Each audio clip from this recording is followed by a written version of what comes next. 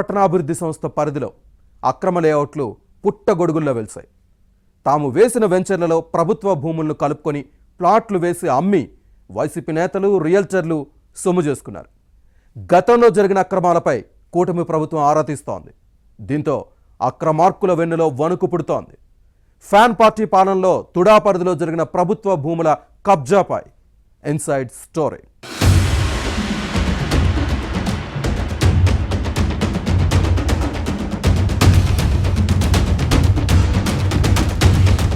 భూములను బొక్కేశారు, కాల్వలు కుంటలను కబ్జా చేశారు. ప్రభుత్వ భూములు కనిపిస్తే చాలు గద్దెల్లా వాలిపోయేవారు. అధికారాన్ని అడ్డం పెట్టుకుని అన్నీ నొక్కేశారు. ఇవి అప్పట్లో తిరుపతి జిల్లా వైసీపీ నేతలపై వచ్చిన ఆరోపణలు. స్థానిక సంస్థలకు తరగని ఆస్తులను సొంతం చేసుకుని అడ్డంగా అమ్మేసి దర్జాగా సొమ్ము చేసుకున్నారు. అధికారం మళ్లీ తమదే అన్న ఈగోతో వెర్రవీగిపోయారు. కానీ చేసిన తప్పులు ఊరికే పోవు అంటారు. 2024 ఎన్నికల్లో వైసీపీ ప్రభుత్వం ఓడిపోయి కూటమి సర్కార్ అధికారంలోకి వచ్చిన తర్వాత కబ్జాలపై ఆరా తీస్తున్న క్రమంలో అక్రమార్కుల వెన్నులో వణుకు పుడుతోంది. ఎక్కడ బుక్ అవుతామో అన్న భయంతో గుండెల్లో గుబులు పుడుతోంది.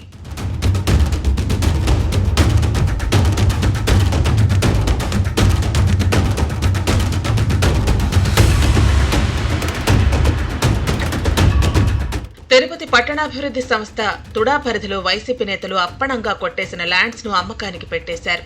పట్టా నెంబర్లు వేసి సర్కారు భూమిని అక్రమంగా రిజిస్ట్రేషన్ చేయించుకుని ఫ్లాట్లుగా విభజించి అమ్మేసి సొమ్ము చేసుకున్నారు.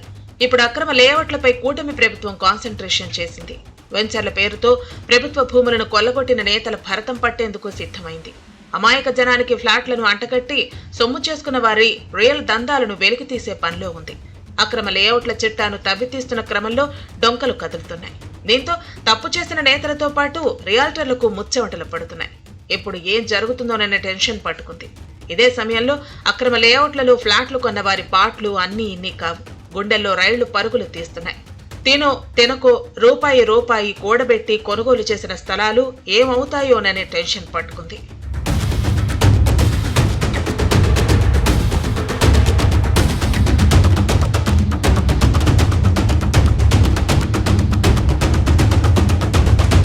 మరోవైపు ఇటీవల తిరుపతిలో పర్యటించిన మున్సిపల్ పరిపాలనా శాఖ మంత్రి నారాయణ జిల్లా వ్యాప్తంగా ఉన్న అక్రమ లేఅవుట్లపై ఆరా తీసి చిట్టా తయారు చేయాలని ఆదేశించడంతో ఈ అంశం చర్చనీయాంశంగా మారింది. ఫ్యాన్ పార్టీ పాలనలో కొందరు పెద్దలు రియాల్టర్లతో కలిసి సాగించిన రియల్ దందాతో 2 చేతులు ఆర్జించారనే ఆరోపణలు ఉన్నాయి.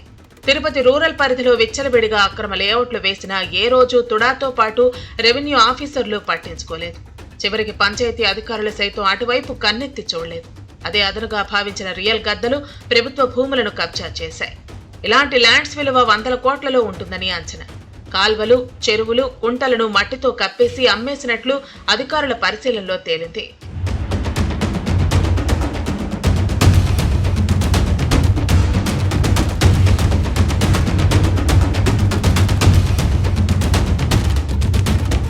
తిరుచానూరు పంచాయతీ పరిధిలో ఓ మాజీ ఎమ్మెల్యే సోదరుడు వైసీపీ నేత అక్రమ లేఅవుట్ వేశారు. విశాలమైన రోడ్లు, డ్రైనేజీ సిస్టమ్ అంటూ ఊదరగొట్టారు. అదరగొట్టే బ్రోచర్స్ తో అరచేతిలో వైకుంఠం చూపించారు. అంతా షో చేసి ఫ్లాట్ల అమ్మకానికి సిద్ధం చేశారు. ప్రభుత్వ భూమిని లేఅవుట్ లో కలిపేసుకుని ప్రహరీ గోడ నిర్మించుకున్నారు. నిబంధనల ప్రకారం పట్టా భూమితో పాటు ప్రభుత్వ ల్యాండ్ కలిసి ఉన్నప్పుడు లేఅవుట్ లో వేయకూడదు. కానీ పెద్దల అండతో అంతా జరిగిపోయింది. ఇలా కబ్జా చేసిన భూమి విలువ కోట్లలోనే ఉంటుందని అంచనా. ఈ విషయం అధికారులకు తెలిసినా సైలెంట్ గా ఉన్నారు. రియాల్టర్లు ఇచ్చిన కాసులకు కక్కుర్తిపడి అప్పట్లో గమ్మున ఉండిపోయారట. అక్రమ లేఅవుట్ల జాబితా తయారు చేయాలనే మంత్రి నారాయణ ఆదేశాలతో ఇప్పుడు వారికి టెన్షన్ పట్టుకుంది. అక్రమాలకు సహకరించిన అధికారుల చుట్టూ కూడా ఇప్పుడు ఉచ్చు బిగుస్తోంది. దీంతో అలాంటి వారు ఉక్కిరిబిక్కిరి అవుతున్నారు. తమ బండారం ఎక్కడ బయటపడుతుందోనన్న ఆందోళనలో ఉన్నారు.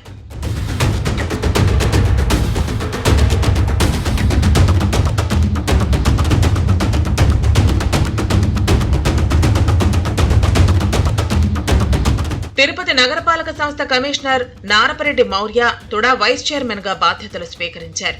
దీంతో పట్టణాభివృద్ధి సంస్థ పరిధిలో జరిగిన రియల్ అక్రమాలపై దృష్టి పెట్టి మోసాలను బయటకు తీయాలని ప్రజలు కోరుతున్నారు.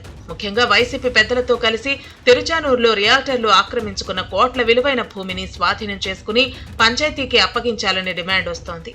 వైసీపీ గద్దలతో అంటకాగిన అధికారుల అవినీతిపై కూడా లోతైన విచారణ జరిపితే మరిన్ని అక్రమాలు బట్టబయలవుతాయనడంలో సందేహం లేదు. ప్రభుత్వం ఈ దిశగా ఎలాంటి చర్యలు తీసుకుంటుందో చూడాలి.